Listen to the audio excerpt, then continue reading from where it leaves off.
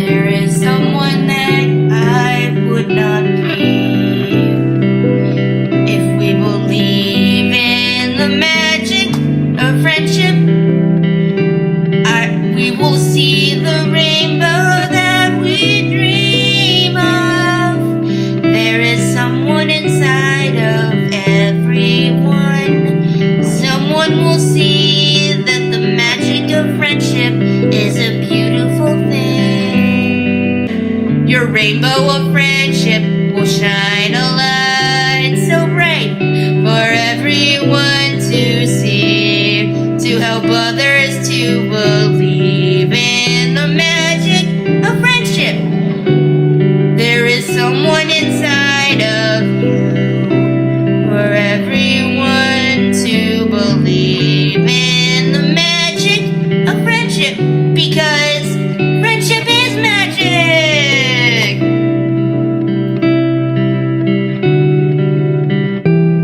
Start over, okay? So let's restart the video. Many people have wondered what would happen if all the glacial ice on the planet melted. Some believe that it would be a water world with no land in sight, while others think that could never happen. But the Earth is changing in more ways than you might think on its own. Many might wonder how much of the Earth's current global warming trend is affected by humans. Regardless of who is to blame, whether the planet is just going through a natural phase in its evolution, or if we are responsible, the evidence shows that the planet is getting warmer and warmer every year. But just how much of the planet could end up covered in water if all the glacial ice melted? Well, it turns out that all the ice melting would just be the beginning of our problems, as many more catastrophic things would happen. You all probably know by now that about 71% of the Earth's surface is already covered in water. But it wasn't always this way. Between 2.4 and 2.1 billion years ago, the planet's water was frozen in an ice age called the Huronian glaciation. The early stages of this ice age was severe, and the entire Earth was frozen over like a giant snowball. This was likely triggered by a 250 million year lull in volcanic activity. Less carbon dioxide in the air meant a reduced greenhouse effect, resulting in a much colder climate. The interesting thing is that during the 200 million years of the Cryogenian period, the Earth was plunged into the deepest cold that it had ever experienced, and it is theorized that the emergence of complex life may have caused this. The theory is that this glaciation was triggered by the evolution of large cells and possibly multicellular organisms. These organisms would have sunk to the seabed floor after perishing, sucking all the CO2 out of the atmosphere, further weakening the greenhouse effect, which lowered global temperatures even more. Yes, even in theory, life forms can cause a global ice age. There is evidence that the planet's ice came and went in regular cycles, and that it's possible that it was driven in changes in the Earth's orbit, as well as what happened on the surface of the planet. When plants emerged and started to cover the Earth, they too pulled the CO2 out of the atmosphere. The reason we mention all of this is that regardless,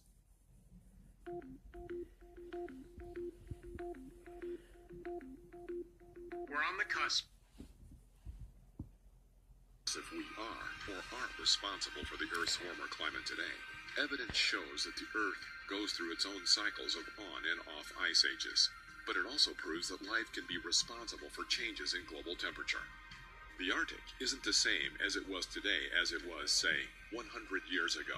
Temperatures there have been rising at twice the normal rate, which has been sparking some very alarming changes, unlike anything seen in recorded history. 87% of Antarctica Peninsula glaciers have melted since 1945. Now the region's sea ice is declining by 13% each decade. Scientific predictions that foresaw an ice-free Arctic Ocean during the summer between 2040 and 2050 may come to pass even sooner than we thought. The reason is that satellite estimates for sea ice thickness were overestimated by 25% due to the saline properties of the snow cover on top of the ice, which affected the accuracy of the readings. With that in mind, we can expect the ice to melt much sooner, and that's a scary thing. The oceans are also soaking up more heat. If the oceans become too hot, they will be unable to support marine wildlife because of the decline in oxygen.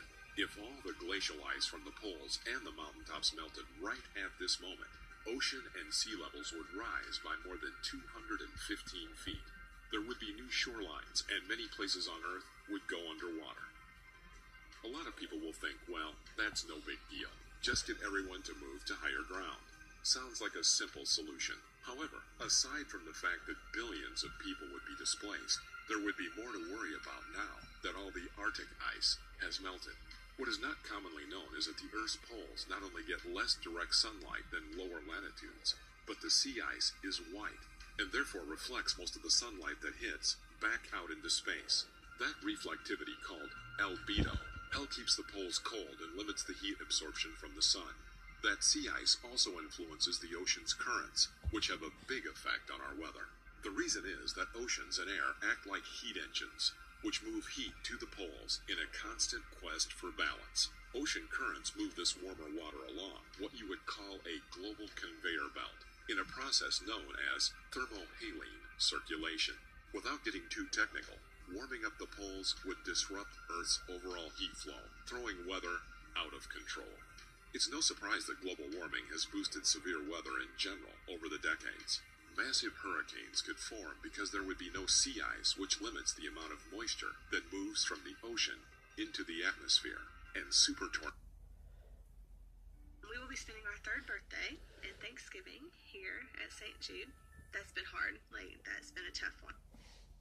Tornadoes, more powerful than any ever recorded, would touch down in many parts of the world.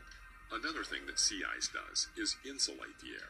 It does this by limiting how much of the planet's warmth rises up to the surface and from the warmer water entering the poles. When sea ice melts and cracks, it becomes dotted with gaps, which lets this heat escape. But that's not all. Scientists have known for a long time that Arctic tundra and marine sediments contain large frozen deposits of methane gas, which, if released into the atmosphere, will increase greenhouse gases.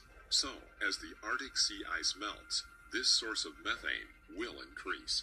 Think runaway greenhouse effect, which likely helped destroy the atmosphere on Mars, along with the solar winds that strip the planet of its atmosphere. All native forms of wildlife, including polar bears and Arctic seals, which use the sea ice for everything from giving birth to using it as cover to catch their prey. Walruses also use the sea ice as a place to gather. With the sea ice gone, it would force them to overcrowd beaches, and they would have to swim farther to find food. Ice-free waters also absorb more CO2, which makes the ocean more acidic, reducing its carrying capacity for calcium carbonate that shellfish and corals need to build their shells and skeletons. The 9 million people who live in the Arctic would now have to contend with coastal erosion, thawing permafrost, warmer temperatures, and changes in the animal and plant species that some traditional lifestyles depend upon. But that's not all. During this time, there could be massive earthquakes if the ice melted fast enough. One of the more uncommonly known things is that all that ice has some serious weight and suppression to it, and it has been holding down the Earth. And global warming has already bled the frigid continent of about 2.7 trillion tons of ice, with over half of those losses occurring in the last 5 years. This loss of ice has already raised global sea levels by almost a half an inch. That doesn't sound like much until you realize how much ice has already melted. The Pine Island, Thwaites, Haines, Smith and Kohler glaciers, located in the Amundsen Sea embayment of West Antarctica, have all risen by a process called glacial isostatic adjustment. My sunshine, my only sunshine. As the ice thins, the land immediately underneath the ice sheet quickly springs back in response to the loss of weight. A study showed that as the glaciers of Antarctica retreat, the land beneath is rising up 5 times faster than anyone thought, meaning that in 100 years, the land will be up 32 feet higher than it is today. And here is what it looks like. The amount of ice that has melted since 1992 until now has increased exponentially, and it is estimated that the rate of ice loss is 219 gigatons per year. That's 219 billion metric tons. That's a No huge way. number to wrap your mind around. But We can use Olympic-sized Oh my swimming pools, which God. require That's a 2,500 lot. tons of water to fill. Every second, Antarctica loses roughly triple this mass. This means that every 40 hours, Antarctica loses 1 gigaton, or 1 billion tons of ice. That's enough to fill 400,000 Olympic-sized swimming pools, which, if you Oh my. New York Central Park. Now imagine that for this 25-year period between 1992 and 2017, that Antarctica lost 109 gigatons of ice per year. That adds up to 2,710 gigatons of ice that is turned Oh to water. my. You might be wondering if there's anything No you can do to help stop way. Most climate No scientists way. agree the main cause of the current No global warming way. is human expansion of the greenhouse effect. Oh my. Warming results when the atmosphere traps heat radiating from Earth towards space. The industrial activities that our modern Oh boy. civilization depends upon have raised atmospheric carbon dioxide levels from 280 parts per million to 400 parts per million in the last 150 years. The United Nations said that a scientific panel concluded that there is a 95% probability that human-produced greenhouse gases, such as carbon dioxide, methane, and nitrous oxide, have caused much of the observed increase in Earth's temperatures over the last 50 years. Some of the things you can do are to buy anything reusable and be conscious of garbage and waste, and try to recycle everything. Saving gas by walking more or taking the bus can help, as well as planting trees. But it takes more than just a handful of people to make a change. It takes everyone to make an impact. Perhaps humanity will embrace this global threat on our planet, and governments will act fast enough to possibly reverse the damage. And for those people who procrastinate, the time for action. How can a single bracelet clean the ocean? 4Ocean is the ocean cleanup company funded entirely through the sale of bracelets made from recycled ocean materials. For every bracelet purchased, we remove 1 pound of trash. And to date, we've removed over 2 million pounds of trash from the ocean worldwide. So how can a single bracelet clean the ocean? 1 pound at a time.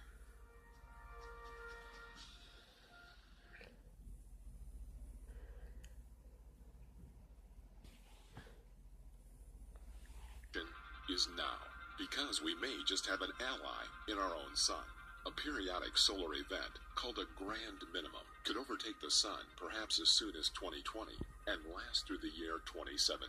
The results of this are diminished magnetism, infrequent sunspot production, and less ultraviolet radiation reaching the Earth, all bringing a cooler period to the planet that may span 50 years. The last time this happened was during the mid-17th century. It was called the Maunder Minimum, and lasted between 1645 and 1715.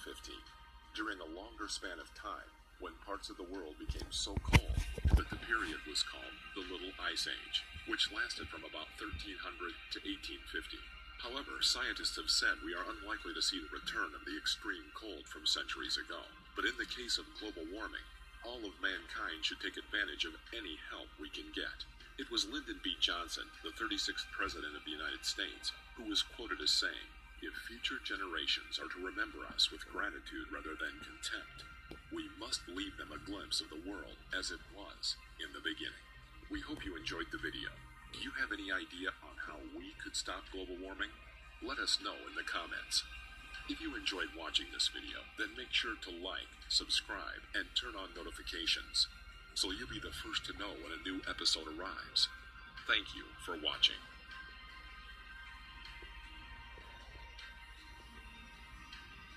Alright, we're gonna watch one more video, okay? One more.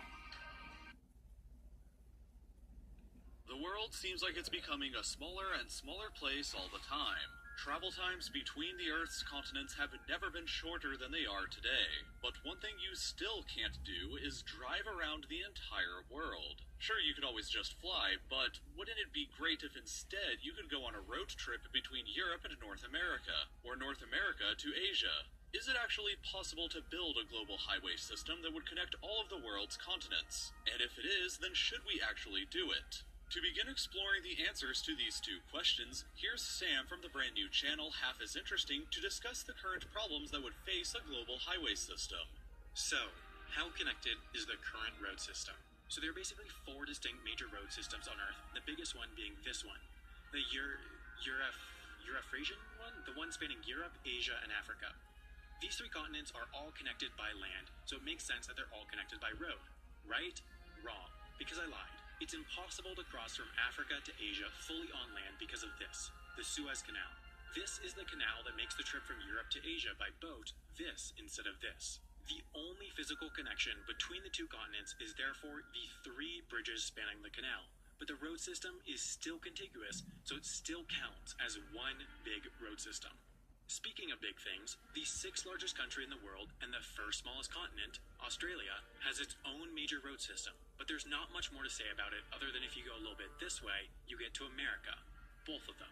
Much like Africa and Asia, the Americas technically are not connected because of a man-made canal, the Panama Canal. But that's not a problem because there are multiple bridges spanning the narrow waterway. The problem is this, the Darien Gap. Not a single road crosses this desolate swampland spanning over the Panama-Colombia border. The area is overrun with paramilitary forces and drug lords. There's just not enough demand to make braving the marshy and dangerous area to build a road worth it. So that's why North America and South America have 2 completely separate, unconnected road systems. So to recap, these 4 areas all have pre-existing road networks, but none of them connect with one another. So how can we fix that and live in a world where you can drive from New York to London and back again? Let's imagine that this global highway would originate in Cape Town, South Africa, and end in Punta Arenas in Chile, the southernmost city in the world with a population over 100,000 people. The current highway system from Cape Town to Kinshasa is fine and would take you 51 hours to complete the whole drive. But once in Kinshasa, our first problem arises. There is currently no bridge over the Congo River between Kinshasa and Brazzaville, so the only current way across is by a ferry. In order for our global highway to work, we need to build a bridge across, which would cost around $444 million. Assuming that it's built, the drive from Brazzaville to Adalia in Morocco can continue just fine with existing highways. The total driving time across all of Africa so far stands at 7 days and 6 hours. But here we encounter one of the largest problems to our global highway, the Mediterranean Sea. Luckily, at this point, though, the sea separates Morocco from Spain by only 14 kilometers. But it's not the length that's the problem, it's the depth of the water, which is up to 900 meters deep at some parts. It would be a gigantic engineering challenge to construct, and the estimated cost is somewhere around $24 billion. But let's assume that it's built and you're now across from Africa in the town of Algeciras in Spain. You can now drive all the way from this town to the other side of Eurasia in Magadan, Russia, on currently existing highways. And that drive alone would take 7 days and 11 hours. When combined with your trip from Cape Town, the total drive from there to Magadan would take 14 days and 17 hours to complete. In order to connect more people on the global highway, UK citizens could transport their vehicles through the channel and begin their journey on French highways on the way to Magadan. If you live in Australia, New Zealand, or Indonesia, then I'm sorry, but it's probably not possible to build a bridge connecting you guys to the system with our current technology. The distances that Australia and New Zealand are from everything else means that any bridge built would have to be at least 165 kilometers over open ocean, which is not very feasible. So basically, if the rest of the system is built, if you're living just about anywhere in Eurasia, you would be able to drive to Magadan. But getting from there to North America is perhaps the greatest challenge that the system faces. This is a map of the Russian highway system, and as you notice, this entire area here is full of nothing. Over 2,000 kilometers of brand new highways would have to be built through this vast and freezing land to connect to the small village of Uelen near the Bering Strait. From here, mainland Alaska is only 82 kilometers away, but a bridge doesn't have to be built that long alone because of these. The Diomede Islands luckily in the center between Alaska and Russia. Because of them, you only need to build 3 separate smaller bridges instead of one long one. And the water depth is actually quite shallow at only 55 meters deep. But still, due to the freezing temperatures here, the challenge of building it would be enormous, and the bridge would likely cost an insane $105 billion to complete. And then there's the problem that the closest town in Alaska is 160 kilometers away from where the bridge would be constructed at. So another highway would have to be built out to there. But this town is even further separated from the rest of the road system in Alaska, which means that even more highways would have to be built entirely from scratch to connect all the way to Fairbanks. From here, finally, you can take existing roadways all the way down on a 129-hour drive to Yavisa, Panama. The existing road system ends here at the aforementioned Darien Gap. So if the area could become a little more safe and a highway was built across it in the future, you could drive even further all the way down to Punta Arenas in Chile, the southernmost major city in the world. To recap all of this one more time, these areas would have to see some major construction projects to build the global highway system. The longest route would be from Cape Town to Punta Arenas, and it would be over 52,000 kilometers long, take you over 28 days of driving time, and the entire system would likely cost at least $233 billion to build. That's a little over 1% of the United States' GDP, or about 38% of what the United States military spends in one full year. That may not seem like very much until you remember, you could always just fly from Cape Town to Punta Arenas for about $2,000, and it would only take you about 27 hours instead of 675 hours. So this video was done in a collaboration with the new channel Half as Interesting. So if you'd like to know more about the longest possible drivable route in the world today, then please go ahead and check out his video next. If you enjoyed what you just watched, then I hope that you'll subscribe to my channel by clicking here. If you'd like to directly support my channel, you can visit my Patreon by clicking here. So that's basically the end. And I will see you guys in the next video. Bye! Thanks for watching! Bye!